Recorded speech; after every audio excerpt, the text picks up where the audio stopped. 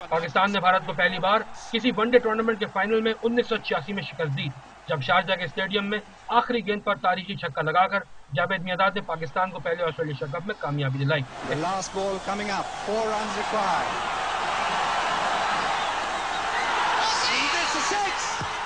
दोनों ममालिक के दरमियान इस छक्के के बाद पहली बार 2000 सीरीज 1987 में खेली गई, जिसमें कोलकाता के मैच को कौन भूल सकता है। इस मैच में सलीम मलिक ने सिर्फ 35 गेंदों पर निस सेंचुरी बनाकर पाकिस्तान को कामयाबी दिलाई। 1992 में पाकिस्तान और भारत का टाकरा हुआ ऑस्ट्रेलिया में खेले गए वर्ल्ड कप के दौरान। इस मैच में भारतीय विकेटकीपर किरण मोरे विकेट के पीछे से जावेद मियांदाद को मुसलसल तंग कर रहे थे, जिसका जवाब जावेद मियांदाद ने ऐसा दिया कि किरण मोरे के साथ साथ नॉन स्ट्राइकर आमिर सुहेल भी चुप हो गए।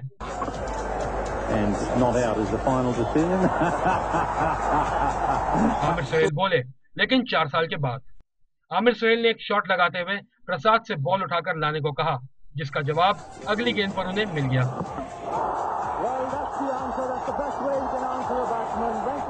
आखिरी बार पाकिस्तान ने किसी बायलैटरल सीरीज के लिए भारत का दौरा 2007 में किया था।